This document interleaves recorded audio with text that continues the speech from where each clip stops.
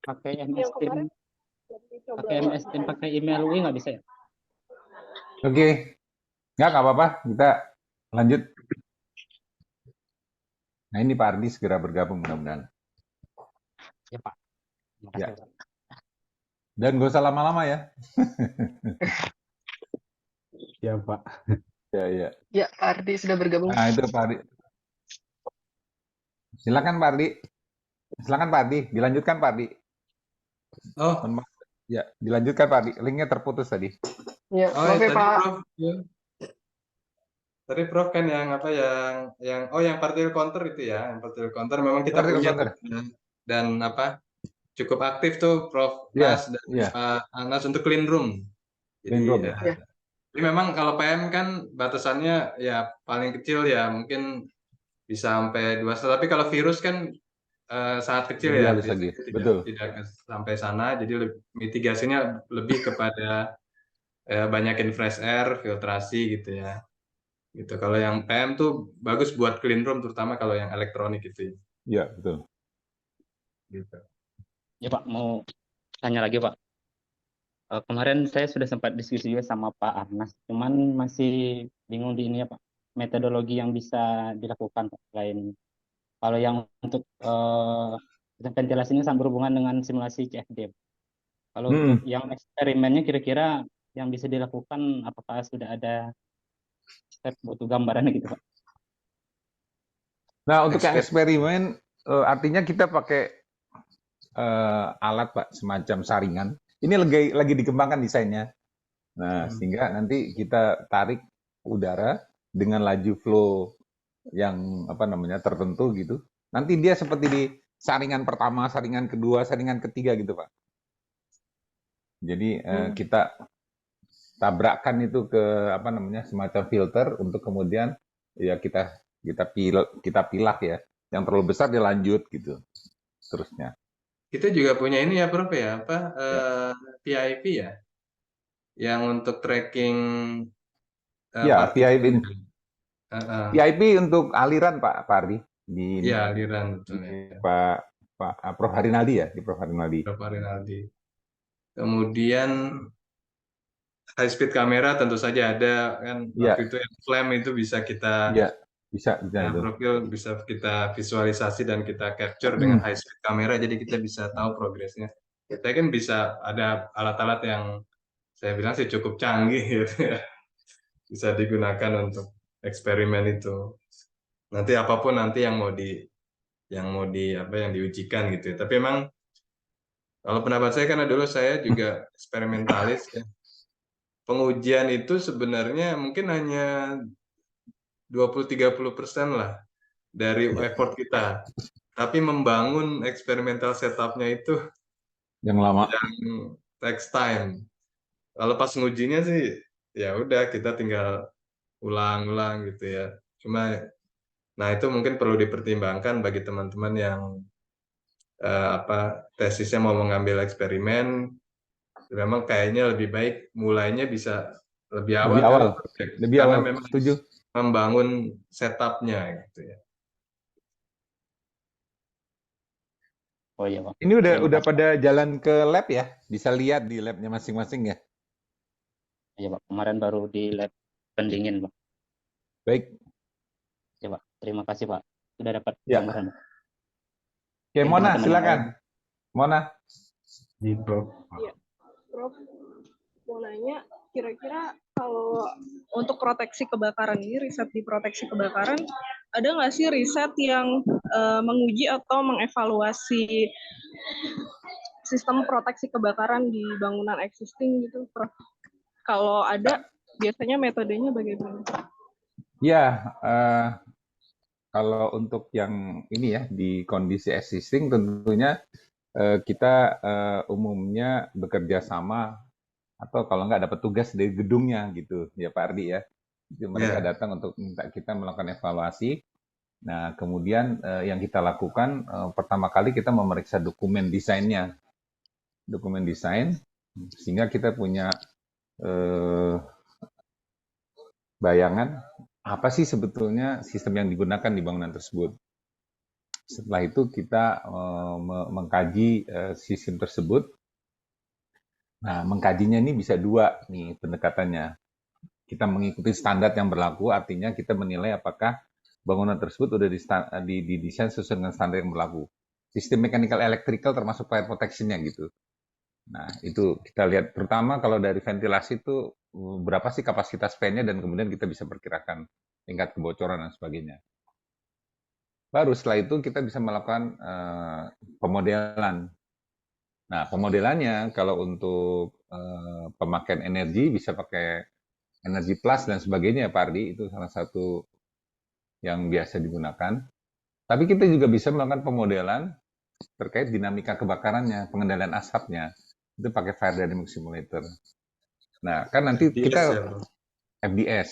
Nah, itu kita untuk student bisa dapat free ya. Untuk siapapun bisa free asal mau pakai versi aslinya gitu. Nah, kita juga punya kerjasama sekarang dengan dengan DNV. Nah, itu bahkan mereka bisa memberikan scholarship tuh untuk yang mau menggunakan piranti lunak yang ada di mereka gitu. Tapi itu nanti sebaiknya diambil pada saat mengambil aja gitu supaya ada hasilnya. Seperti piranti lunak safety, terus kemudian ada PAF dan sebagainya, itu bisa dilakukan untuk simulasi kebakaran bahkan sampai ledakan gitu. Nah, itu yang perkembangan terakhirnya. Nah, kalau mau tertarik untuk belajar ke sana, bisa juga nanti kita kerjasama tuh sama teman-teman dari dinas pemadam kebakaran dan sebagainya untuk sekaligus meningkatkan kapasitas ya. Nah, kemudian kalau memang diperlukan, kita bisa lakukan pengujian di lapangan. Nah, begitu mana kurang lebih? Baik, terima kasih, Prof. Ya.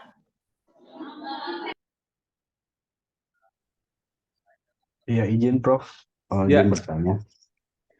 Iya, Prof. Mungkin ada beberapa sih punya saya, tapi yang pertama pengalaman waktu dinas, Pak.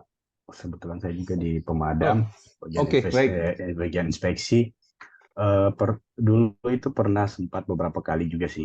Dalam arti bahwa kita diminta untuk memberikan secara masukan atau Ya. berdiskusi, diminta untuk memberikan masukan terkait dengan beberapa bangunan, Prof, yang kondisinya dalam arti bahwa mereka menyewa bangunan tersebut dan bangunan tersebut itu adalah bangunan yang tua, maksudnya dalam kondisi pokoknya usianya tua, yang sistem proteksinya itu tidak lengkap, Prof, atau tidak ada, Prof. Nah, sehingga dalam seiring berjalannya waktu, contohnya dipakai untuk kayak bangunan tersebut dipakai untuk perbankan.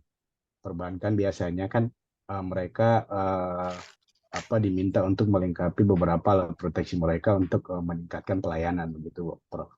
Sehingga kami dalam arti bahwa kami hanya melihat gedungnya tersebut dengan jumlah lantainya dan menyarankan hanya menggunakan apart, Prof. Karena kalau dibangunkan lagi untuk sistem hidran dan sprinklernya, otomatis itu agak sulit, Prof. Agak sulit sekali. Sedangkan untuk di Ambon sendiri terbatas untuk kayak konsultan atau ini untuk owner untuk melakukan hal tersebut. Kira-kira, Prof, apakah hal tersebut bisa diangkat menjadi sebuah riset dalam arti bahwa kita bisa memberikan melihat solusi, mengangkat itu menjadi riset dan menjadi solusi bagi masyarakat, Prof. Kira-kira untuk dari sistem proteksinya kita bisa mengambil langkah seperti apa, Prof? Baik. Menarik nih Pak Steven yang disampaikan Pak Steven, dan mungkin kalau saya boleh sampaikan ya Pak, itu memang salah satu kekayaan kita itu Pak Diansyah. Ini masalahnya kan masalah ini ya, gedung heritage gitu ya. Nah, salah satu topik yang paling menarik untuk bangunan, terutama dari sisi proteksi kebakaran itu adalah bagaimana kita bisa melindungi bangunan-bangunan heritage yang sudah berusia lanjut, sisi proteksi kebakarannya minimum, kalau mau dipasang tidak boleh Water mengganggu base kan gitu. bisa ya, Nggak bisa. rusak. Nah, jadi kalau water base-nya nggak bisa pakai sprinkler, kita bisa pakai water mist, Pak Steven. Atau kita pakai clean agent. Bisa. Itu banyak pilihannya, Pak Steven. Saya nggak khawatir. Nah, nanti Pak Steven lah yang jadi konsultan di sana. Ya, Prof. Silahkan. Itu Kalau berapa nih Tapi kemarin? harus belajar Saya dulu. Tapi harus belajar Hmm. dulu, Prof. dari Hmm. ini juga Pak Steven dari ada conference warehouse tapi yang nggak boleh barang itu nggak boleh kena air. Itu sama kayak kasusnya kayak data center. Hmm. Data center juga nggak bisa tuh pakai sprinkler. Apa ya? Salah satunya kemarin yang di share itu adalah penggunaan ini, Prof, yang Prof Yul pernah sampaikan juga nitrogen. Hmm. Jadi memiskinkan oksigen di dalam Hmm. ruangan tersebut sehingga kebakaran tidak Ya. membesar gitu ya. Jadi Jadi menarik intinya juga. nanti mungkin kita belajar basic teorinya, Pak, di semester 1, 2 gitu Iya. ya. Nanti kemudian sistem proteksinya seperti apa, pemakaian energi juga kita pertimbangkan gitu kan. Kita nggak Iya. boleh untuk proteksi kebakaran, jadi melalaikan pentingnya energi gitu. Iya, iya. Itu Pak Steven. Mudah-mudahan bisa Kejadian tuh musim terpenuhi, Pak bahari Steven. ya, Prof ya, musim bahari. Iya, musim bahari. Ya, Ya Prof. udah. Mungkin yang kedua, Prof, kemarin sempat komunikasi juga sama Pak Arnes. Ya. Pak Arnes sempat singgung terkait dengan digital twin. Saya kemarin tertarik dan saya sampaikan juga ke beliau, apakah memungkinkan digital twin itu kita pakai untuk contohnya beberapa kasus di mana ruko yang saya hadapi dan beberapa kasus yang viral juga di mana ada penghuni ruko yang terjebak ketika terjadi kebakaran dan meninggal, Prof. Hal itu menjadi salah satu alasan saya untuk lanjut studi S2 sih, Prof. Ya. Agar Ya. bisa dalam arti bagaimana kita mengatur asap kebakaran itu sehingga tidak terlalu terfokus dalam gedung ruko tersebut sehingga penghuni dalamnya itu bisa leluasa untuk atau memiliki kesempatan untuk menyelamatkan diri, Prof. Dengan kemarin digital twin dengan sensor yang sensor ventilasi yang mungkin kita bisa kembangkan sehingga ketika pengumpulan asap yang terlalu berlebihan di sesuatu ruangan bisa menggugah sensor tersebut sehingga ventilasi itu bekerja secara dalam arti bahwa proteksi pasifnya yaitu ventilasi itu bekerja, Prof. Apakah itu dimungkinkan, Prof? Baik, bisa Pak Steven lagi di Jakarta nggak ya? Iya, Prof, di Jakarta. Nah, nanti bisa datang ke kampus tuh. Nanti saya tunjukkan setup eksperimennya Pak Belin, Dr. Belin, yang ada di lab. Nah, nanti Anda bisa lihat tuh kurang lebih gimana upaya-upaya untuk mengendalikan asap kebakaran di dalam ruangan. Oh, siap, Prof. Terima kasih, Prof. Ya, silakan. Kebetulan saya ada di kampus, Pak Ardi juga ada di kampus tuh. Nanti kalau mau ketemu di labnya masing-masing, silahkan janjian aja.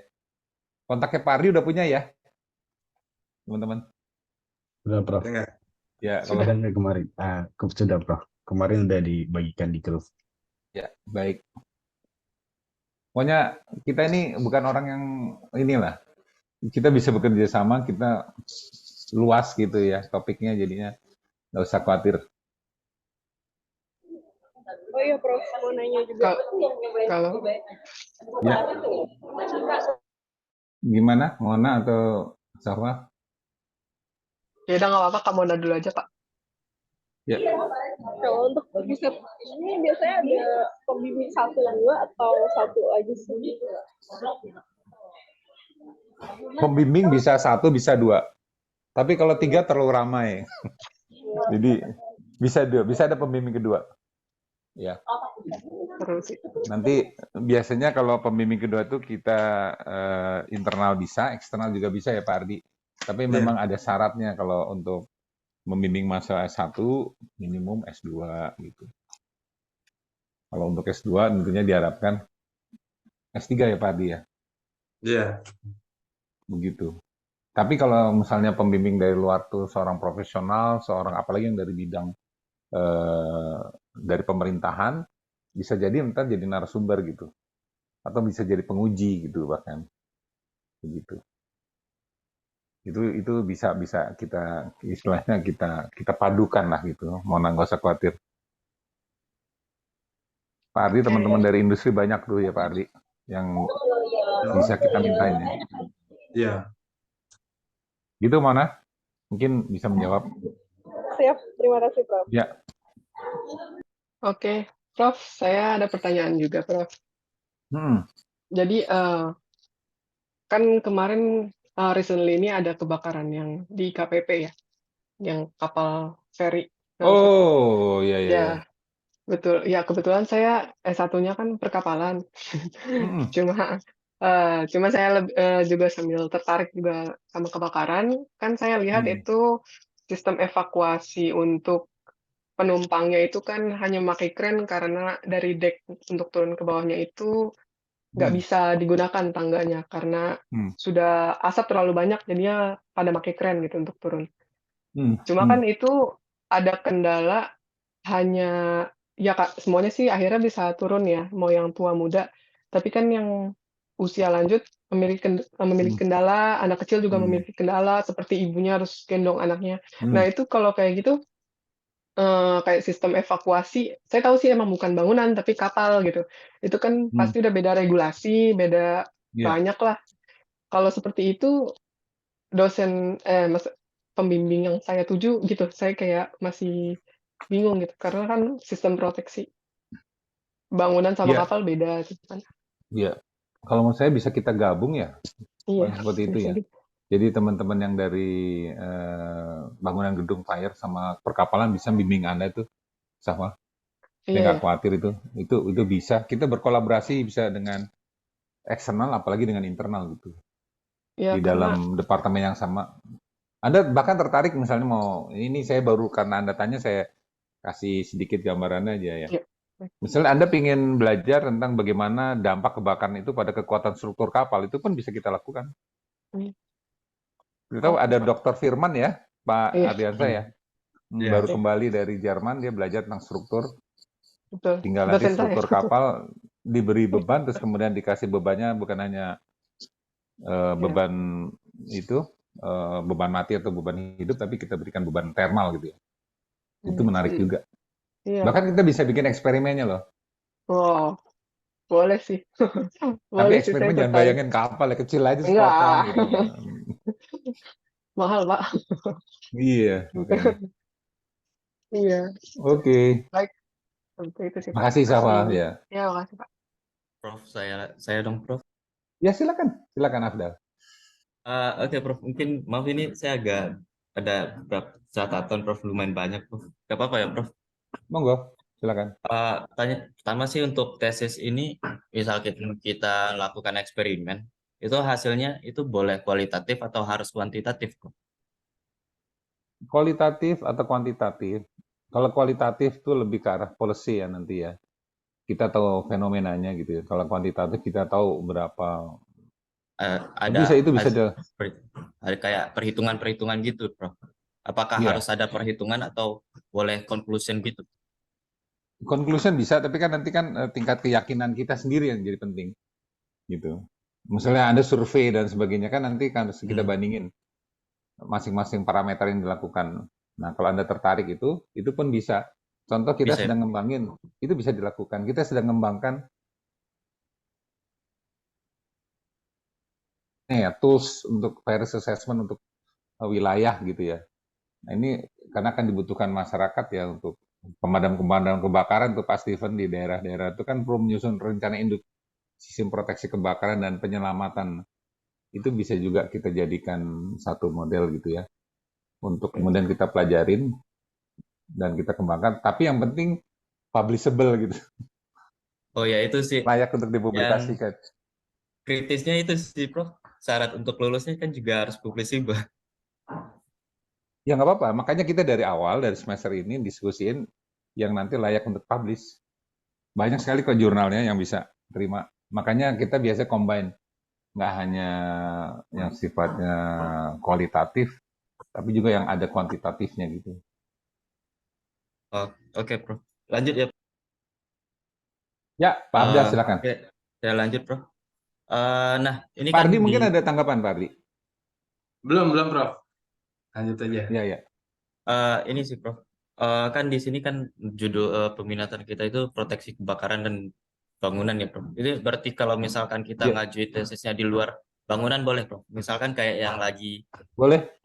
hangat sekarang itu Kebakaran hutan. electrical vehicle, Prof. Kayak Bisa? mobil listrik, bisa ya, Prof? Iya, bisa. Nah, berdasarkan itu sih, Kita saya malah ada punya kita punya riset untuk ini ya, punya riset tentang kebakaran gambut malah. Gambutnya Nah, ada di Sumatera, di Kalimantan, kita bikin riset. kalau boleh itu saya sih udah nyusun berapa ini untuk peminatan ke tesis saya, Prof. Yang pertama itu eh, kalau misalkan boleh itu saya coba nyusun atau bikin pemodelan fire suppression system on electrical vehicle. Misalkan seperti mobil listrik gitu, Prof. Karena kan yang hangat sekarang itu untuk mobil listrik ini eh, posisi baterainya itu kan di bawah jok itu ya. Nah, di situ kalau misalkan boleh, paling di sana saya coba bikin gimana sistemnya biar api itu yang litium ini belum melakukan reaksi terhadap litium lainnya, kita udah melakukan suppression terlebih dahulu. Tantangannya itu medianya yang di sini itu kan litium dan sifatnya elektrikal kan nggak bisa pakai media yang bersifat konduktor. Nah, paling kita ngembangin semacam media yang bersifat isolator. Paling di sini tantangannya, Bro. Ya, ya. Kita bisa mulai dari berangkat dari mana aja untuk battery fire itu karena memang tantangannya besar banget. Nah, tapi yang paling menarik justru kita harus belajar dulu fenomenanya kenapa baterai itu bisa terbakar gitu. Oke. Berarti kita mulai dari preliminary-nya dulu ya, Bro? Dari ya basicnya gitu. Ya. Nanti kita mau lihat risk-nya aja udah cukup gitu, risk-nya. Lalu selanjutnya ya, Prof, boleh ya, Prof? Ini kalau dari saya selain misalkan untuk yang mobil listrik, itu saya juga fokusnya itu untuk inspeksi sih, Prof. Inspeksi seperti proteksi aktif yang ada di gedung-gedung seperti paling kayak ya total flooding yang pakai yang Gas ya? medianya air atau bisa juga gas gitu, Prof. Itu bisa Saya kita lakukan eksperimennya, Pak. Itu bisa kita lakukan eksperimen. bisa. Iya. Ini sih Tapi saya bukan coba untuk baterai baca-baca. dulu ya. Kita jangan baterai Gimana? dulu ya. Kita Iya. pakai yang hidrokarbon aja biasa. Nah, ini ada dua sih, Bro. Yang untuk yang studinya ini itu saya baca-baca itu pemodelan total flooding-nya ini, quantity total flooding-nya ini, Prof. Itu Ya. apakah di sana ada peluang atau enggak, Prof? Untuk kan saya ada baca kalau nggak salah syaratnya itu misalkan dalam satu enclosure atau ruangan tertutup itu disyaratkan berapa persen agent yang masuk di dalam ruangan itu real dan yang terhitung gitu, Prof. Ya, Paling itu kebetulan kita lagi nyusun SNI-nya itu. Nah, nanti bisa dilihat dari SNI-nya. Iya. Berarti ada SNI baru untuk yang 1967 PES yang kemarin saya lihat ada terakhir itu tahun 2022, Prof. SNI 6772. Untuk yang ini ya, untuk yang flooding ya, sistem gas flooding ya. Iya, sedang disusun, Pak. Sedang disusun, Pak. Bisa ya, Prof, peluangnya ke sana ya, Prof? Bisa malah nanti bisa jadi itu apa lembaga pengujiannya ya. Iya, saya kalau bisa sih lebih bisa untuk jadi inspeksinya gitu, Prof. Oke, ya. Ada satu mahasiswa S2 yang semester lalu yang coba bikin tapi masih pakai CO dan N2 dulu. Kita belum bikin gas mix-nya. Nanti tinggal dikembangkan aja, Pak, pakai matikan lilin api. Lilin api. Api lilin maksudnya. Oke, Prof. Siap, Prof. Ya. Paling dari saya itu dulu, Prof. Makasih, Prof. Terima kasih, Afdal. Silakan, Fandi. Oh, ya, Pak. Ini, Pak. bukan dari saya, ada teman yang nitip pertanyaan dari Pak Zulfikar, Pak. Dia berhalangan. Gitu. Iya. Saya izin bacakan, Pak. Kapan, ini Pak pertanyaannya, kapan sebenarnya simulasi penyebaran asap api itu dibutuhkan dalam desain perencanaan gedung, Pak? Karena masih ambigu, kapan perlu simulasi, kapan enggak, dan kapan simulasi itu diwajibkan di tim TABG. Dan dari Pak Zulfikar, pekerjaan di konsultan perencanaan. Ya, yang pertama kalau bangunan itu ada atriumnya pasti kita minta. Yang kedua, kalau bangunan itu basementnya dalam, pasti kita minta. Nah, gitu. Nah, kalau apalagi jumlah, tergantung luasan, Pak, terluasan dan kompleksitas ya, bagian kompleks. Seperti untuk energi, Pak Diansa kan tergantung daripada kompleksitas Pak Diansa ya, untuk kita. Karena bisa jadi lebih efisien yang pakai preskriptif ya, pakai code aja udah gitu. Tapi dalam satu kondisi yang lain, kita ingin tahu kalau dari code itu kinerjanya seperti apa. Nah, itu baru kita minta. Perencana itu mungkin. Makanya engineer ke depan, building engineer, fire protection engineer ke depan harus bisa semuanya gitu. Jadi lebih fleksibel gitu. Ya. Pak Ardiansa mungkin silakan kalau ada yang mau ditambah, Pak. Ya, kalau di TABG kan memang teman-teman konsultan banyak kan preskriptif ya. Jadi justru karena kita di akademik yang lebih bisa apa namanya inilah nge-push sampai border yang ada gitu ya. Karena bisa jadi dari preskriptif akan nggak bisa dipenuhi gitu karena tadi banyak constraint ya.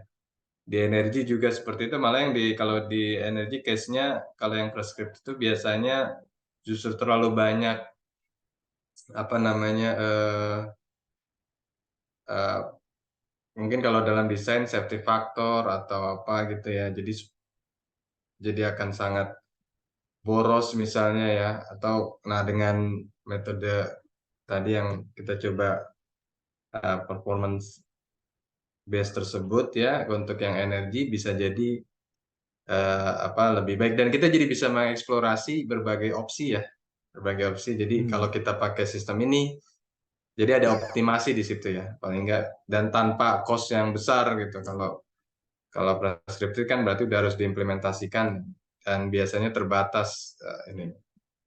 Jadi ya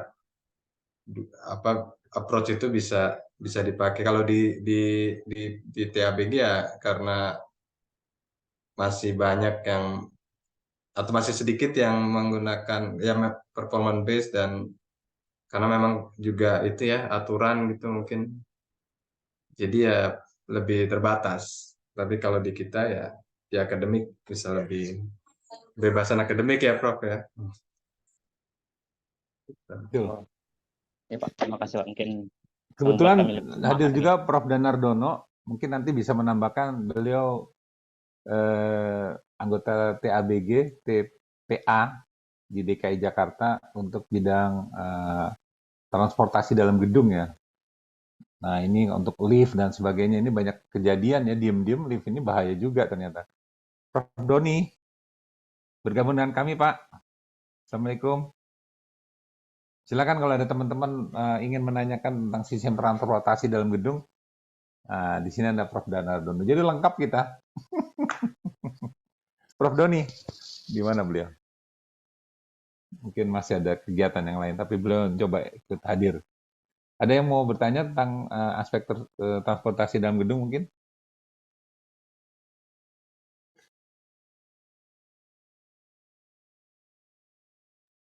Prof, mohon maaf, ini time lapse-nya tinggal 9 menit nggak lagi apa-apa. kira-kira. Oh, nggak apa ya. Udah Nanti cukup ya? Terserah teman-teman sih. Ada yang lagi yang mau ditanya? Oh ya Pak, tadi saya juga dengar Bapak ngomong tentang kebakaran hutan. Yang penelitian tentang kebakaran hutan itu, kira-kira aspek yang Bapak teliti itu apa ya Pak? Tentang si gambutnya. Kebakaran hutan, aspek yang Bapak teliti, apakah tanah gambutnya itu sebagai perantara yang bagus? Ya, tanah gambutnya kita bakar gitu ya.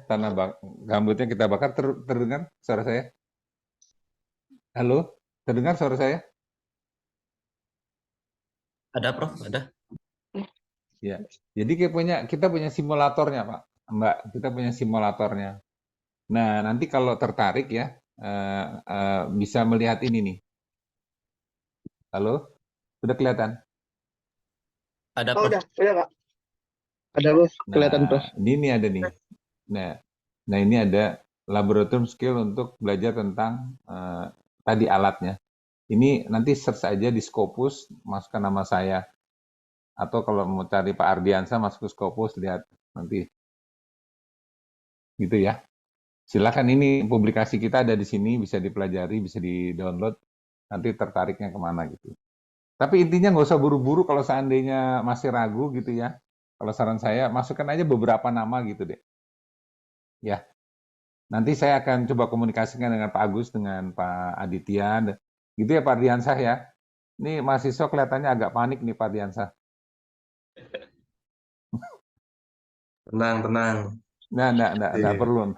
Tenang aja, nggak apa-apa. Izin Prof, karena Semua besok yang keinginannya. akhir, Prof. Besok harus ya, justru itu saya paham. Terakhir. Ya. Nanti saya sampaikan kalau memang ini ke Pak Agus ya. Pak Ardiansah, kita cukup fleksibel harusnya Pak Ardiansah untuk ini ya. Supaya mahasiswa juga bisa mendalami risetnya, rencana risetnya dengan baik gitu. Iya. Begitu Pak, Bapak Ibu sekalian. Ya Prof, izin bicara Prof.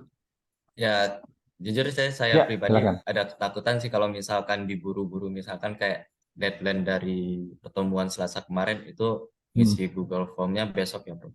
Takutnya ntar pas semester 2 atau semester 3 kita baru dapat wangsit malah ini jadinya. Iya.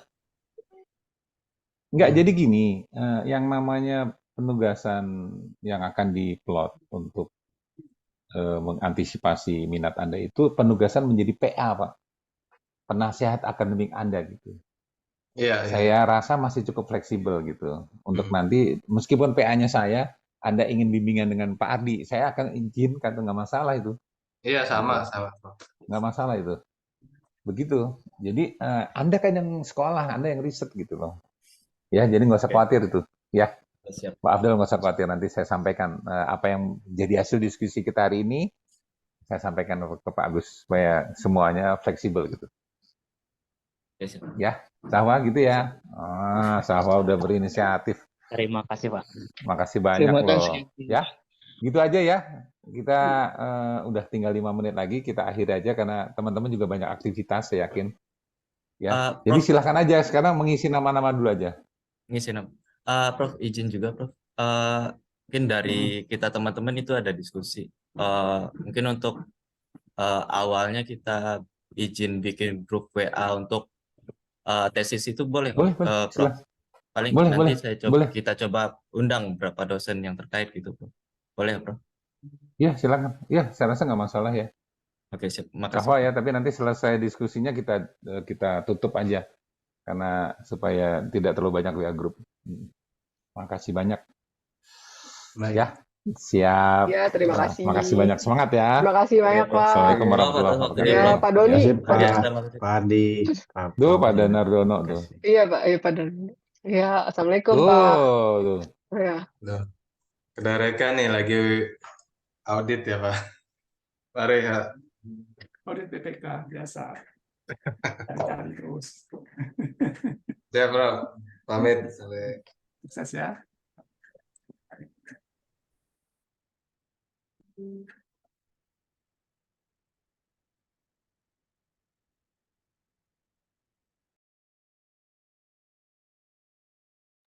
Udah. Udah. Terima kasih. Prof Andi mohon izin tanya Prof Andi. Pagi ini makan apa Prof? Kita sangat diapresiasi nih karena inisiatif dan terima enggak lah, ini kan ide sekelas. Mantap. Terima kasih Ibu Ketua, terima kasih kayaknya Mbak Zawa dikasih semacam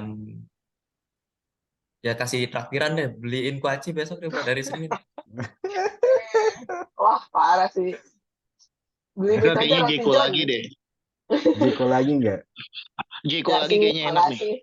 Makasih. Kalau Jeko mah Bu Zawa yang traktir sendiri paling. Wah, Wah, tidak sih. Bahkan Ekstrim aja, seperti ekstrim. biasa. Ekstrim Seperti berkesan. biasa.